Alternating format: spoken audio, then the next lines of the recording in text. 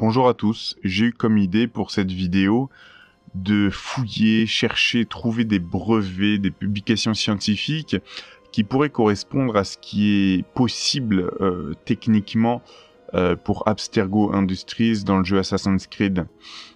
Par exemple, lire l'ADN d'une personne, remonter jusqu'à ses ancêtres, retrouver des capacités, des caractéristiques de certains ancêtres, refaire vivre une ancienne situation d'une vie antérieure, etc. Et vous allez voir que le résultat est étonnant, et on ira même un peu plus loin avec des études vers l'immortalité, etc. Je vais vous mettre le lien au QR code quelque part pour avoir accès à tous les documents scientifiques que je vais aborder, et même plus, même ceux que j'aurais pas abordés mais que j'aurais trouvé pour vous. C'est vraiment le genre de reverse engineering entre guillemets, qui est conceptuel, qui est fascinant. On cherche les briques de réalité scientifique qui, une fois assemblées et poussées à leur extrême limite par la science-fiction, pourraient donner naissance à la technologie d'Abstergo. 1. Le cœur de l'animus. Lire la mémoire génétique dans l'ADN. Dans Assassin's Creed, l'idée est que les expériences marquantes d'un ancêtre laissent une trace dans l'ADN, que l'animus peut lire. C'est le postulat le plus audacieux. Dans le monde réel, cela n'existe pas sous cette forme, mais le concept le plus proche et le plus troublant est l'épigénétique transgénérationnelle. Alors quel est le concept scientifique ? L'épigénétique étudie les changements dans l'activité des gènes qui ne sont pas causés par des modifications de la séquence d'ADN elle-même. Imaginez des interrupteurs ou des marqueurs chimiques qui se posent sur l'ADN en réponse à l'environnement. Stress, alimentation, traumatisme. Les découvertes assez flippantes, c'est que certains de ces marqueurs peuvent être transmis aux générations suivantes. Quelle est l'expérience clé ? Une expérience célèbre a exposé des souris mâles à l'odeur de l'acétophénone, une odeur assez proche de la fleur de cerisier, tout en leur administrant un léger choc électrique. Elles ont appris à craindre cette odeur. Leurs descendants, et même les descendants de leurs descendants, ont montré une peur et une sensibilité accrue à cette odeur spécifique, sans jamais y avoir été exposés. La peur avait donc été transmise. Alors, quel est le document secret, entre guillemets ? Le titre, c'est Parental Olfactory Experience Influences Behavior and Neural Structure in Subsequent Generation, de Dias et Ressler, dans le journal Nature Neuroscience 2014. Ce document prouve que le souvenir d'une association sensorielle, odeur-peur, peut être transmis biologiquement à travers les générations.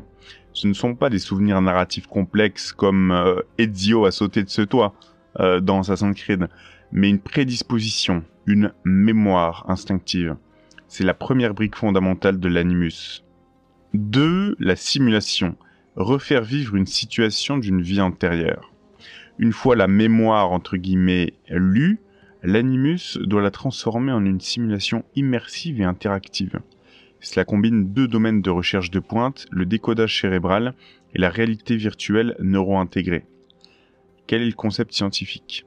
Eh bien, des chercheurs peuvent déjà, avec une certaine précision, reconstruire ce qu'une personne voit, imagine ou rêve en analysant l'activité de son cerveau, généralement via IRMF. Je crois que c'est une machine IRM non invasive. Ils décodent les signaux du cortex visuel pour recréer une image. Voilà, alors comme source visuelle à vous présenter, j'ai notamment ça.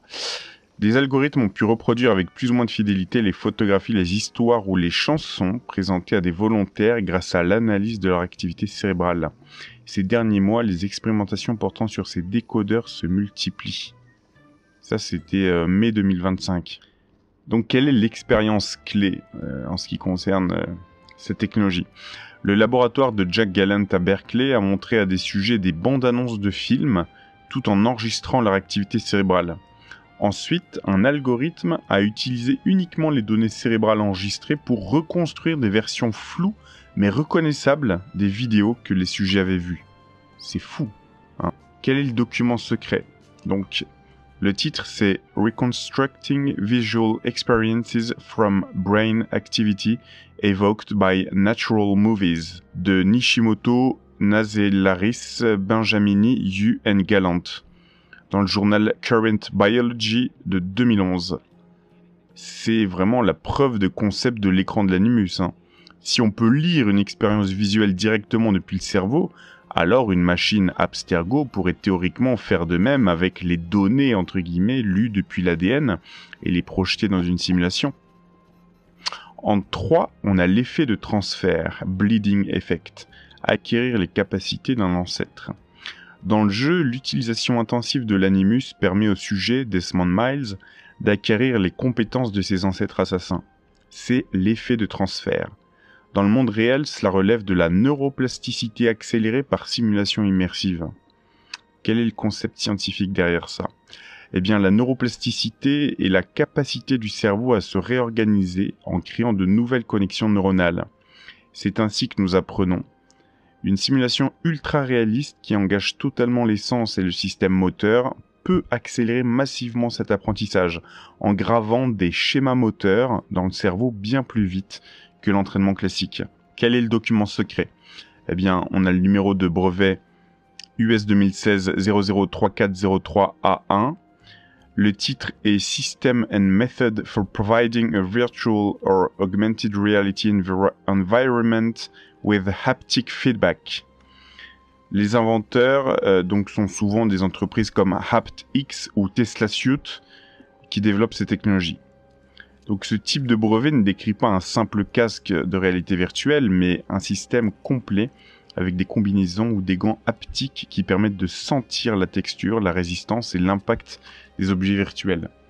En vivant les mouvements d'Ezio, donc dans Assassin's Creed, de manière répétée dans une simulation sensorielle totale, le cerveau de Desmond créerait les mêmes connexions neuronales que celles nécessaires pour l'escalade ou le combat. Il n'hérite pas de la compétence, il apprend à une vitesse surhumaine grâce à une simulation parfaite. Pour conclure, la recette secrète d'Abstergo, Abstergo Industries, dans l'univers du jeu, n'a pas fait une seule découverte magique. Son génie maléfique serait d'avoir maîtrisé et fusionné ces 3 domaines de recherche bien réels. 1. La lecture épigénétique avancée. Ils ont trouvé comment extraire non pas de simples prédispositions, mais des mémoires narratives complexes à partir des marqueurs épigénétiques de l'ADN. 2. Décodage neuronal et rendu quantique. Ils ont un processeur capable de traduire ces données brutes en une simulation audiovisuelle et sensorielle parfaite en temps réel. 3. Interface neuro-immersive totale. L'animus n'est pas qu'un lit, c'est une interface qui connecte directement le système nerveux du sujet à la simulation, forçant le cerveau à la vivre comme une réalité et déclenchant ainsi une neuroplasticité massive, l'effet de transfert. Donc les documents qu'on a cités, qu'on a trouvés, sont des véritables fragments d'Éden scientifiques. Ils ne permettent pas de construire un animus aujourd'hui, mais ils montrent que les questions posées par le jeu, et le premier il date d'il y a quasiment 20 ans, sont au cœur des recherches les plus avancées, les plus troublantes de notre époque aujourd'hui, en 2025. Alors maintenant, on va aller un petit peu plus loin que Abstergo Industries, Assassin's Creed. On va maintenant chercher des dossiers confidentiels entre guillemets du monde réel qui touchent aux piliers de la science-fiction transhumaniste, l'immortalité, le cyborgisme, le clonage et le décodage avancé des pensées. 1. Le décodage des pensées. La recherche a dépassé la simple reconnaissance d'une image pour s'attaquer au flux continu de la pensée, le langage et de l'expérience sensorielle, la musique. Quel est le concept scientifique ? Utiliser des scanners non invasifs comme l'IRMF pour mesurer l'activité cérébrale pendant qu'une personne écoute une histoire ou de la musique. Un modèle d'IA est ensuite entraîné à associer les schémas d'activité cérébrale aux mots, sémantiques, ou aux caractéristiques musicales, rythme, mélodie. Une fois entraîné, le modèle peut deviner ou reconstruire le contenu d'une nouvelle histoire ou chanson en se basant uniquement sur l'activité cérébrale. Alors quel est le document secret entre guillemets ? C'est Semantic Reconstruction of Continuous Language from Non-Invasive Brain Recordings de Tang, Lebel, Jane and Hutt dans la revue Nature Neuroscience de 2023. C'est la publication qui a fait le plus de bruit récemment. L'équipe a réussi à reconstituer le sens général d'histoire que les sujets écoutaient ou imaginaient, simplement en analysant leurs données d'IRMF. C'est la preuve de concept d'un décodeur de langage non invasif. On a le document numéro 2, par rapport à la musique, qui s'appelle « Music can be reconstructed from human auditory cortex activity using nonlinear decoding models » de Bélier et autres, dans le journal PLOS Biology 2023. Cette étude-là, elle a spécifiquement reconstruit une chanson Another Brick in the Wall, Part 1 de Pink Floyd, à partir de l'activité cérébrale de sujet l'écoutant. La reconstruction est reconnaissable, prouvant que même des éléments musicaux complexes peuvent être décodés. Vous imaginez ? En 2, on a le prolongement radical de la vie vers l'immortalité. L'immortalité biologique n'est pas encore une réalité, mais le domaine le plus prometteur est celui du rajeunissement cellulaire par reprogrammation épigénétique. Quel est le concept scientifique ? Eh bien, avec l'âge, nos cellules accumulent des erreurs, entre guillemets, épigénétiques, des marqueurs chimiques sur l'ADN qui contrôlent quels gènes sont actifs. L'idée est d'utiliser des protéines spécifiques, les facteurs de Yamanaka, entre guillemets, pour réinitialiser ces marqueurs et ramener une cellule à un état plus jeune et plus sain, sans altérer l'ADN lui-même. Alors, quel est le document qui parle de ça ? Donc, la preuve chez un mammifère. Le titre, c'est « In vivo amelioration of age-associated hallmarks by partial reprogramming » de Ocampo Reddy Martinez Redondo, laboratoire de Juan Carlos Ispizua Belmonte, dans le journal Cell, CE2L de 2016. C'est une publication historique. Les chercheurs ont réussi à inverser les signes du vieillissement et à prolonger la durée de vie de souris atteintes d'une maladie de vieillissement accéléré. Ils ont appliqué cette thérapie de reprogrammation à des animaux vivants et ont observé un rajeunissement des tissus et des organes. C'est la première preuve de concept que le vieillissement pourrait être un processus réversible. 3. L'hybridation homme-machine, le cyborgisme. Au-delà des prothèses, la véritable hybridation est l'interface cerveau-machine à haut débit, créant une symbiose entre la cognition humaine et l'intelligence artificielle. Quel est le concept scientifique ? Implanter des milliers de microélectrodes directement dans le cerveau pour lire et potentiellement écrire l'information neuronale avec une résolution et une vitesse sans précédent. L'objectif n'est plus seulement de contrôler un curseur, mais de fusionner la pensée humaine avec la puissance de calcul d'un ordinateur. Ce qui pourrait expliquer les comportements de gens comme Zuckerberg, hein. J'ai une petite parenthèse humoristique. When I was a human, I'm still a human, but... vous vous souvenez de cette vidéo ? Donc, le document qui parle de ça, donc le brevet qui décrit le projet, c'est le numéro US 10-905-399-B2, qui s'appelle System for Neural Recording. L'inventeur, le cessionnaire, c'est Neuralink Corp, l'entreprise d'Elon Musk. Ce brevet, donc, et ses dérivés ne décrit pas une simple expérience, mais un système complet et commercialisable pour créer une interface cerveau-machine. Il couvre les fils souples d'électrodes, le robot chirurgical qui les implante avec précision et le matériel qui traite les signaux neuronaux. C'est le plan directeur pour la création de ce que Musk appelle une couche tertiaire de cognition numérique. 4. Le clonage humain. Ce sujet, c'est un des plus grands tabous éthiques. Mais la barrière technologique est bien plus mince qu'on le pense. Quel est le concept scientifique ? Eh bien, la technique s'appelle le transfert nucléaire de cellules somatiques, TNCS.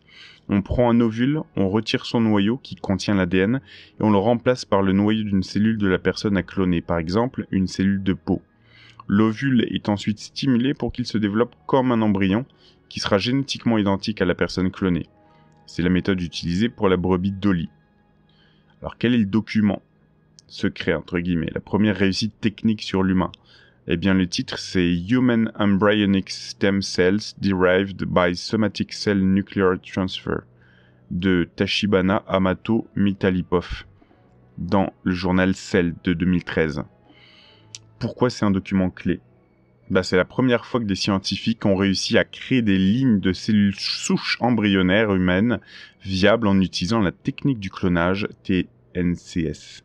Ça signifie qu'ils ont créé des embryons humains clonés viables et les ont développés jusqu'au stade où les cellules souches peuvent être extraites. Le document prouve que la technique fonctionne chez l'humain. La création d'un bébé cloné n'est plus qu'une question d'implantation, un pas qui est interdit par la loi et l'éthique, mais plus par une impossibilité technique fondamentale.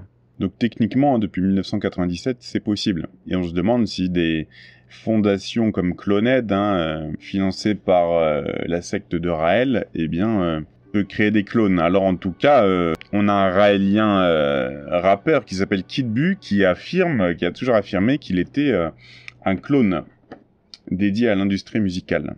Alors on va continuer à étudier plus en détail certaines études qui seront dans le dossier que je vous ai préparé.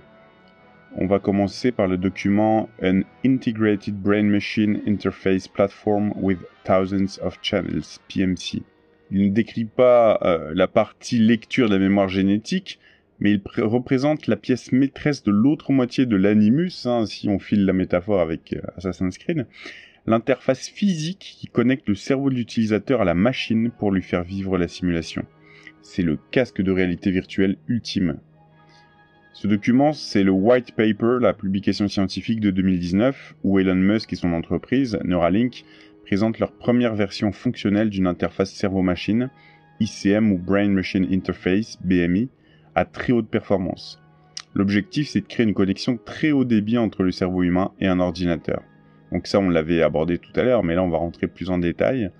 Qu'est-ce qu'ils ont construit? Les 3 piliers. 1. Les fils, threads. Au lieu d'utiliser des grosses électrodes rigides qui peuvent endommager le cerveau, qui est très mou, ils ont créé des milliers de fils polymères ultra fins et flexibles. Chaque fil contient de multiples électrodes, 32 par fil. Un implant peut en avoir jusqu'à 96, soit un total de 3072 électrodes. C'est un nombre colossal par rapport aux technologies précédentes. Le robot chirurgien. Comme ces fils sont trop fins et souple pour être inséré par un chirurgien humain, Neuralink a construit un robot spécialisé.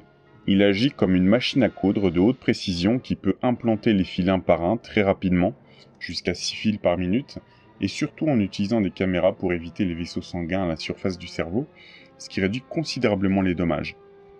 3. L'électronique, l'implant. Toute l'électronique nécessaire pour lire les signaux de ces milliers d'électrodes, les amplifier, les numériser, c'est-à-dire les transformer en 0 et en 1, et les envoyer à un ordinateur et miniaturiser dans un petit boîtier implantable et scellé. Le tout est connecté par un simple câble USB-C pour l'alimentation et le transfert des données. Quels ont été les résultats? Ils ont réussi à implanter ce système chez des rats et à enregistrer en temps réel l'activité de plus de 1000 neurones simultanément pendant que l'animal se déplaçait librement. Ils ont prouvé que leur plateforme fonctionne. Alors, quel lien on pourrait faire avec Abstergo Industries? Ce document ne décrit pas la partie mémoire génétique de l'animus, comment lire les souvenirs dans l'ADN. En revanche, il décrit avec une précision terrifiante comment la simulation de l'animus pourrait être rendue si réelle pour l'utilisateur. 1. L'interface de simulation parfaite. L'animus n'est pas juste un écran que Desmond regarde, c'est une machine dans laquelle il est immergé. Une technologie comme celle de Neuralink est la seule façon plausible de créer une telle immersion. Au lieu d'un casque VR, l'animus enverrait les signaux visuels, auditifs et sensoriels de la mémoire de l'ancêtre directement dans les aires correspondantes du cerveau de l'utilisateur. Le cerveau ne ferait plus la différence entre la simulation et la réalité. 2. La lecture de l'état du sujet. En sens inverse, l'animus pourrait lire en temps réel l'état cérébral de l'utilisateur. C'est ce qui, dans le jeu, permet à la machine de savoir si le sujet est synchronisé avec son ancêtre ou s'il est stressé. 3. La base de l'effet de transfert, Bleeding Effect. C'est l'effet de transfert où Desmond acquiert les compétences d'Ezio est basé sur la neuroplasticité. En forçant le cerveau de Desmond à vivre les actions d'Ezio de manière répétée avec une fidélité parfaite, grâce à une interface comme Neuralink, l'animus recablerait littéralement son cerveau, créant les mêmes schémas neuronaux que ceux nécessaires pour l'escalade ou le combat. Il n'hérite pas de la compétence, il l'apprend à une vitesse surhumaine. En conclusion, si la lecture de la mémoire génétique est la partie logicielle la plus spéculative de l'animus, ce document de Neuralink décrit le matériel, le hardware le plus avancé et le plus réaliste pour faire fonctionner l'interface utilisateur de cette machine. C'est la technologie qui permet de brancher un humain à une mémoire et de la lui faire vivre. Alors maintenant, on va analyser le document que je vous ai mis aussi, An ADMD Mutation in C. elegans Lamine. Alors, ce document pourrait être lié aux technologies d'Abstergo, mais à un niveau plus subtil et fondamental que les précédents. Il ne décrit pas une machine, mais un mécanisme biologique essentiel que l'animus devrait absolument maîtriser pour fonctionner, le contrôle de l'architecture du noyau cellulaire pour activer ou désactiver des gènes. Cette étude utilise un ver minuscule, le C. elegans, comme modèle pour comprendre une maladie humaine, la dystrophie musculaire d'Emery-Dreifuss, EDMD. Cette maladie est causée par une mutation dans une protéine appelée lamine. Imaginez que le noyau de nos cellules est une bibliothèque. L'ADN est l'ensemble des livres. Les gènes silencieux, les livres que l'on ne lit pas, sont rangés et collés contre les murs de la bibliothèque. Ce mur, c'est la lamina nucléaire, faite de protéines lamines. C'est une zone de silence.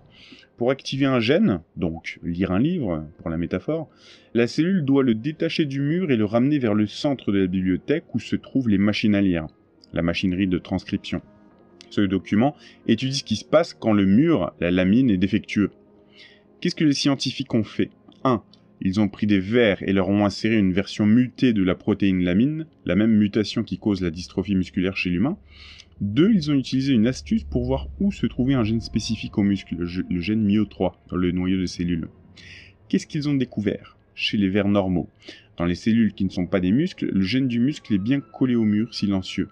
Quand une cellule devient un muscle, le gène se détache du mur et se déplace vers le centre pour être activé.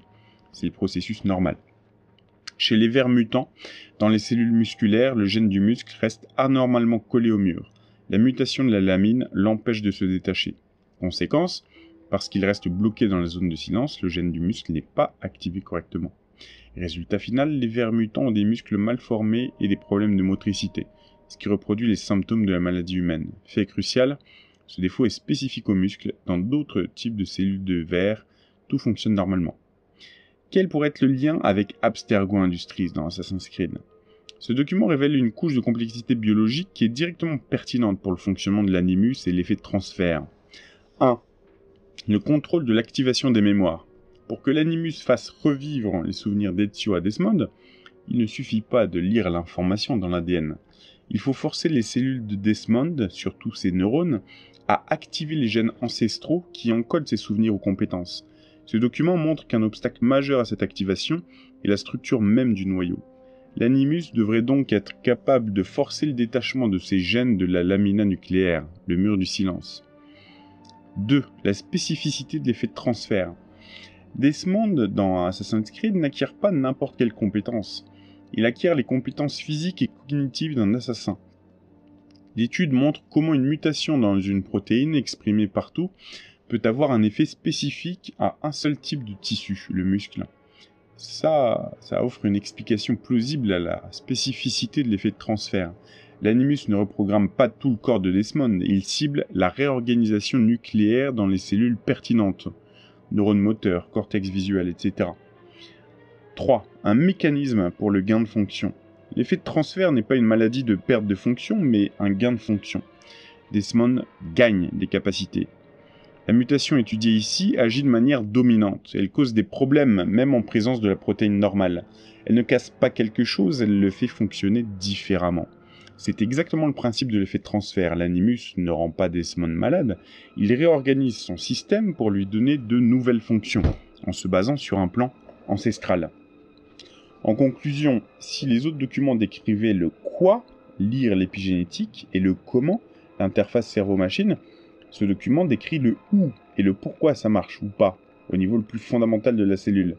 Il montre que la géographie 3D du génome à l'intérieur du noyau est un mécanisme de contrôle essentiel, et que sa manipulation intentionnelle par Abstergo, ou défectueuse dans le cas d'une maladie, a des conséquences directes et spécifiques sur les capacités d'un organisme. On analyse maintenant en détail le document Brain Beats, How much of the brain are generative reconstruction methods using? Ce document est non seulement pertinent, mais il est crucial pour comprendre les défis et les illusions potentielles liées à la technologie de type Animus d'Abstergo. Il ne décrit pas la construction d'une nouvelle machine, mais il agit comme un détecteur de mensonges scientifiques pour les technologies existantes, en posant une question fondamentale. La machine lit-elle vraiment les pensées, ou est-elle juste très douée pour deviner ? Alors, la découverte choquante, ce qui est intéressant, c'est que ils ont découvert qu'une paille minuscule suffit, donc ce qu'ils appellent le goulot d'étranglement, le bottleneck. Il ne faut qu'une quantité d'informations ridiculement faible venant du cerveau pour obtenir des images déjà très fidèles. Avec seulement 30 à 50 nombres, au lieu des 14 000 de départ, l'IA peut déjà reconstruire une image de haute qualité, donc à partir des 14 000 points de données du cortex visuel. Ça prouve que l'IA ne fait que capter un signal très général du cerveau. C'est une scène extérieure, où il y a un visage, où les couleurs dominantes sont le vert et le bleu, et que son imagination, entre guillemets, son modèle génératif, fait 99% du travail pour créer l'image finale. Quel pourrait être le lien avec Abstergo Industries? Ce document, c'est une critique fondamentale qui s'applique parfaitement à la plausibilité et au danger de l'animus. 1. L'illusion de la fidélité historique. C'est le point le plus important. Abstergo pourrait croire que l'animus reconstitue fidèlement les souvenirs d'Ezio ou d'Altaïr, mais ce papier suggère que l'animus pourrait en fait ne recevoir que des indices très vagues de l'ADN, du style Florence, 15e siècle, virgule, assassine un virgule foule, et que la machine, étant une IA simulant l'histoire, invente la grande majorité des détails pour que la simulation paraisse réelle. La mémoire vécue par Desmond pourrait donc être une fiction plausible générée par la machine, plutôt qu'un enregistrement historique exact. 2. Le problème du signal versus prior. Ce document oppose le signal, l'information réelle du cerveau, au prior, P-R-I-O-R, la connaissance préexistante de l'IA. Pour Abstergo, le signal est la véritable mémoire génétique, et le prior est l'immense base de données historiques, physiques et culturelles de l'animus. Ce papier suggère que le succès de l'animus dépendrait moins de sa capacité à lire l'ADN que de la puissance de son prior à simuler le passé. 3. Quantifier la mémoire. La méthode BrainBeats offre un moyen conceptuel de mesurer la quantité d'informations réellement extraites. Si Abstergo appliquait ce principe, il pourrait découvrir que, pour recréer une journée entière de la vie d'Ezio, il n'utilise en fait que quelques bits d'informations génétiques, le reste étant une extrapolation de la machine. Cela remettrait en question la valeur même des données qu'il collecte. Donc ce document est plutôt un avertissement. Il nous dit que dans la quête pour lire dans les pensées ou les mémoires génétiques, il est très facile de se tromper et de croire que notre machine est un lecteur parfait, alors qu'elle n'est en réalité qu'un excellent conteur d'histoire. Pour Abstergo, c'est une menace existentielle. Leur quête de vérité historique via l'animus pourrait être basée sur une illusion technologique. On va maintenant analyser le document Bulk Cytoplasmic Actin and its Functions in Meiosis. En fait, il est fondamental pour comprendre la base biologique la plus plausible de l'effet de transfert, le bleeding effect. C'est-à-dire comment un utilisateur de l'animus dans Assassin's Creed peut physiquement acquérir les compétences de ses ancêtres. En bref, l'actine cytoplasmique est un outil d'organisation à grande échelle, essentiel pour la structure, le transport et la stabilité mécanique à l'intérieur de la cellule. Alors on va un peu extrapoler pour Assassin's Creed. L'effet de transfert, c'est le phénomène par lequel Desmond Miles, après avoir passé du temps dans l'animus, commence à manifester les compétences physiques d'Altaïr ou d'Ezio, on l'a déjà dit. Il ne fait pas que se souvenir de comment grimper, son corps apprend réellement à le faire. Comment c'est possible biologiquement ? Cela implique une réorganisation physique des cellules de Desmond, principalement ses neurones et ses muscles. C'est ici que ce document devient pertinent. 1. La base de la plasticité cérébrale. L'apprentissage et la mémoire reposent sur la capacité du cerveau à renforcer ou créer des connexions entre les neurones, les synapses. La forme, la stabilité et la force de ces connexions dépendent directement du squelette d'actine à l'intérieur des neurones. Pour que Desmond acquiert les réflexes d'Ezio, l'animus doit forcer une réorganisation massive et accélérée de ces réseaux d'actine dans son cerveau, créant ainsi de nouvelles voies neuronales ultra efficaces. 2. La base de la mémoire musculaire. De même, l'activité et l'agilité incroyable d'un assassin n'est pas seulement dans le cerveau, elle est aussi dans les muscles. L'effet de transfert impliquerait une adaptation des fibres musculaires de Desmond. Le réseau d'actine et de myosine est le moteur même de la contraction musculaire.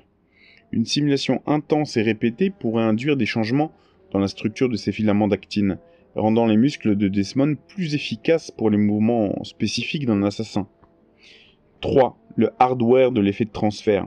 Si on considère l'information génétique comme le software, les logiciels que l'animus lit, l'effet de transfert est une mise à jour du hardware, le matériel, du corps de Desmond. Ce document décrit le fonctionnement d'un des matériaux de construction les plus fondamentaux de ce hardware.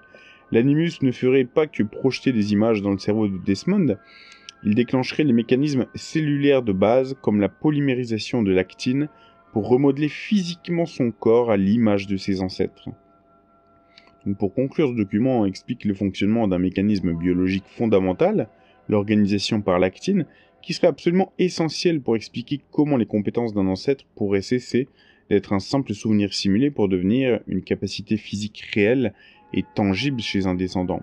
Et pour finir, on va passer en revue visuellement eh bien, tous les documents scientifiques qui sont dans le dossier que je vous ai mis. Donc là, on a des numéros de brevet pour du targeting épigénétique, donc pour du ciblage épigénétique, donc, qui peuvent avoir un rapport de près ou de loin avec toutes les technologies d'Abstergo dans Assassin's Creed. Donc, je vous laisserai les étudier, faut qu'on étudie ensemble tout ça.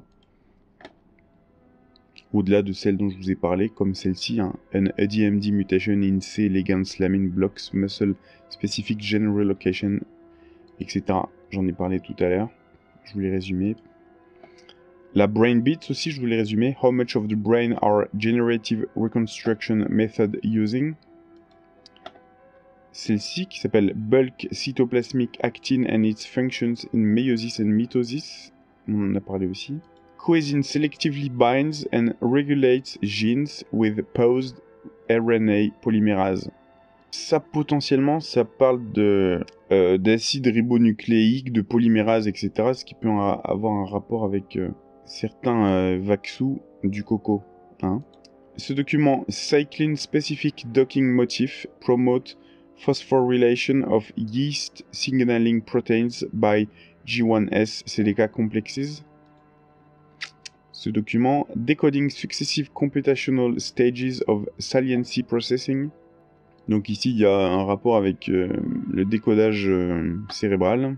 Parental olfactory experience influences behavior and neural structure in subsequent generations. Ça, on a vu tout à l'heure. C'est l'odeur qui est enregistrée donc chez les descendants de certaines souris. Donc, ils n'ont jamais senti réellement cette odeur, mais ils se souviennent du choc électrique qu'avaient leurs ancêtres. Ici, on a des brevets intéressants. Il s'appelle Epigenetic Discrimination of DNA, donc discrimination épigénétique de l'ADN. Ce document qui est en chinois.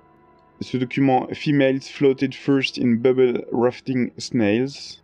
Ce brevet qui s'appelle Haptic Mechanism for Virtual Reality and Augmented Reality Interfaces de Palm Laboratories. Donc c'est une espèce de bras avec des capteurs et dans les mains, etc.